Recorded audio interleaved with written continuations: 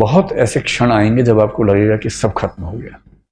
अब कितने बड़े 30 मार्खा हो, कितने बड़े तोप हों आप, बीच बीच में ऐसे क्षण जरूर आएंगे कि आप समझेंगे कि नहीं हो पाएगा। कभी घर में कुछ हो जाएगा, कभी कोई बहुत नजदीकी व्यक्ति है उसे कुछ हो जाएगा, कभी आप कुछ पढ़ रहे हैं नहीं समझ में आ रहा, आपने बड़ी कोशिश की नहीं समझ में आ रहा, किसी बात से एंग्जाइटी हो गई, कभी किसी ने सोशल मीडिया पे आपके खिलाफ कुछ लिख दिया, अजीब सी स्थिति हो गई। ये चीजें सारी आपको मजबूत करने के लिए आती हैं। इन हर स्थिति को समझने की आपके लिए सीखने का मौका है। मैं अक्सर एक बात कहता हूं कि मुझे पॉलिटिक्स का बहुत अनुभव नहीं है। स्कूल कॉलेज में मैंने पॉलिटिक्स में पार्टिसिपेट किया, उसके बाद नहीं किया। उस समय सोशल मीडिया था नहीं, और स्कूल कॉलेज की पॉलिटिक्स की इतनी हैसियत नहीं होती कि अखबारों में आपके बारे में छपे, तो छोटी मोटी बात है। फिर मैंने कुछ साल पहले एक छोटा सा राजनीतिक अनुभव लिया अपने सोसाइटी में, इलेक्शन लड़के प्रेसिडेंट बन के मैंने 1.5 साल काम किया, और मैंने जिंदगी में पहली बार देखा कि सोशल मीडिया पर आप कितना भी अच्छा काम करें, लेकिन सोशल मीडिया पर क्रिटिसिज्म इतना ज्यादा होगा। पॉलिटिक्स में अगर आप हैं, जो विपक्ष है वो भी तो कुछ करेगा ना भाई, उसका अपना धर्म है, उसको झेलना बड़ा मुश्किल काम होता है। और तब मुझे संवेदना होने लगी राजनीतिक लोगों से, जिनसे पहले कभी कभी ऐसा भाव आता था कि ये तो सब चोर हैं, लुटेरे हैं, ऐसा आमतौर पर लोग बोल देते हैं।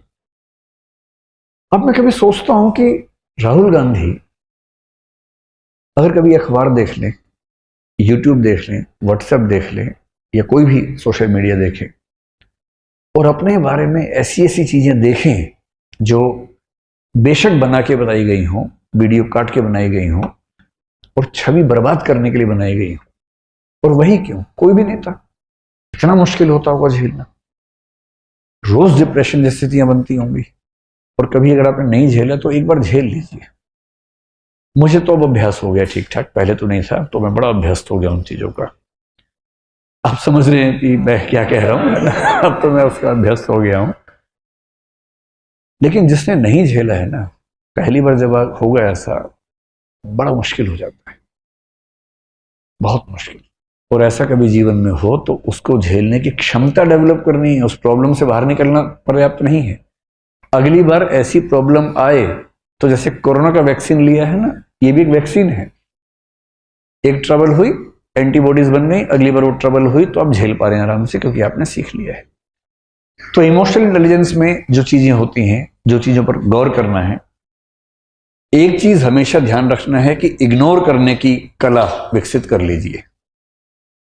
देखिए, इस जिंदगी में इतने तनाव है, पहले बहुत तनाव है, तनावों को आमंत्रित मत कीजिए। इतने मोर्चे पहले खुले हैं, और मोर्चे मत खोलिए अपनी तरफ से। तैयारी पे फोकस कीजिए, जो जरूरी है जिंदगी में वो सब करते रहिए। अनावश्यक युद्ध मत लड़िए, और अपनी इमोशनल स्ट्रेंथ को बचा के रखना है। वो तभी होगा जब आप बहुत सारी चीजों को इग्नोर कर सकें। कोई आपका मजाक बना रहा है, क्लास में किसी ने कुछ बोल दिया, लड़ना नहीं है, इग्नोर करना है।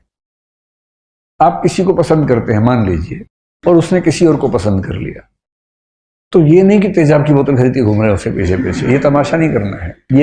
ये गधेपन का चरम लक्षण है। जीवन में सीखने के लिए बहुत जरूरी चीज है ये सीखना कि मुझे रिजेक्ट किया जा सकता है। रिजेक्शन को सीखना बहुत जरूरी है। मैं तो कहता हूं बच्चों से भी जो मेरे आसपास हैं कि एक बार रिजेक्शन मिलना बहुत जरूरी है भाई। तुम किसी पे लट्टू बने बने घूमो, उसको बोलो और वो कहे कि I am not interested in you, ये झेलना बहुत जरूरी है। इससे आदमी के पैर जमीन पे रहते हैं। लेकिन इस वजह से रिजेक्ट मत करना दूसरों को कि मैं तो सिखा रही हूं, मैं तो सिखा रहा हूं, ऐसे नहीं है। वो तो अपना फैसला अपने हिसाब से करना चाहिए, लेकिन रिजेक्शन का दर्द, और उस दर्द को, अब जैसे किसी ने रिजेक्ट किया, आपके पास 3 तरीके हैं। एक तरीका है आप कहें कि छोड़ूंगा नहीं, अब मैं रात दिन तेरे बारे में ही सोचूंगा, अब मैं सुबह अपने घर से उसी टाइम निकलूंगा जब तू निकलेगी या तू निकलेगा, वहीं जाऊंगा जहां जहां तू जाएगी या जाएगा। मैं तेरा बॉडीगार्ड हूं, अब से सुबह तेरे पीछे पीछे आऊंगा, शाम तक पीछे पीछे घूमूंगा, क्योंकि मैं बेरोजगार हूं और मेरे दिमाग में इतनी आजादी नहीं है कि मैं कुछ और सोच सकूं जीवन में। मैं तुम्हारा बंधुआ मजदूर हूं, मैं तुम्हारा गुलाम हूं, मैं तुम्हारा स्लेव हूं। और ऐसे ही मूर्खों ने ऐसे गीत लिखे, जो तुमको हो पसंद वही बात कहेंगे, तुम दिन को अगर रात कहो रात कहेंगे। अजीब बात है भाई, तुम दिन को रात कहो मैं भी रात, मैं गधा हूं कि मैं रात कहूंगा दिन को यार। वही साहिर वाली बात, ले दे के अपने पास एक नजर ही तो है, क्यों देखे जिंदगी को किसी की नजर से, हम अपनी नजर से देखेंगे, क्यों किसी के पीछे पागल होंगे। भाई आपको कोई अच्छा लगा, आपने कहा, उसने मना कर दिया, बात खत्म हो गई।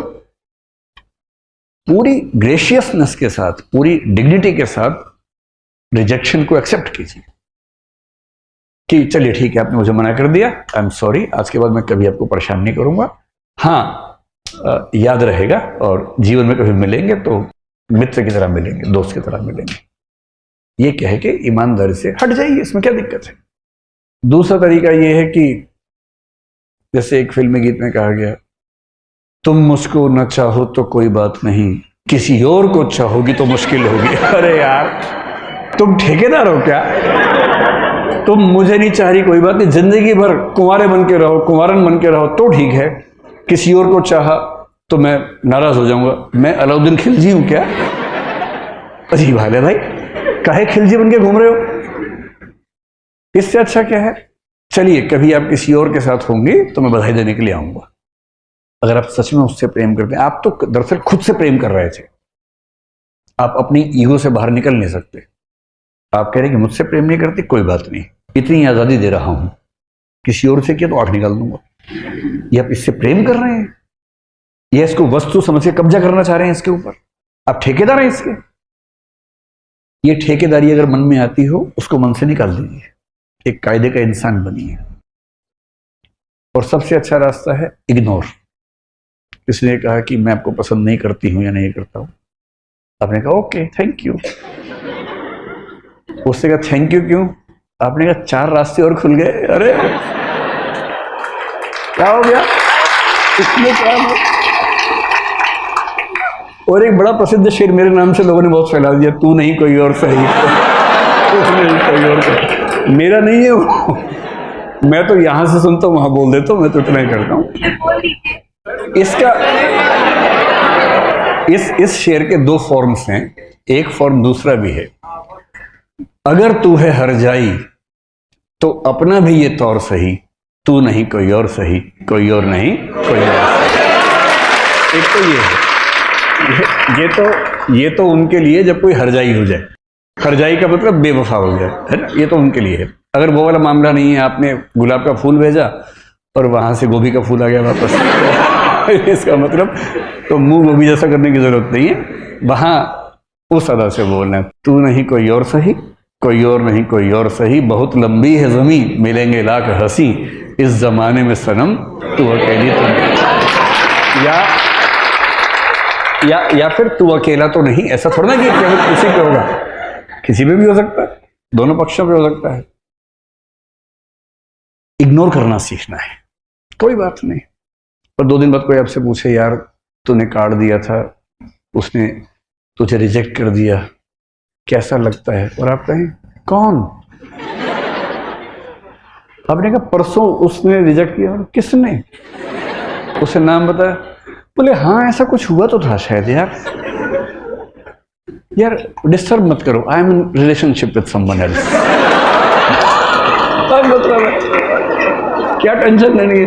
वही व्यक्ति सामने से आ गया, उसने कहा अब आप कैसे हैं? आपने मैं तो ठीक ही रहता हूं। अब क्या होता है? अब और तब क्या होता है?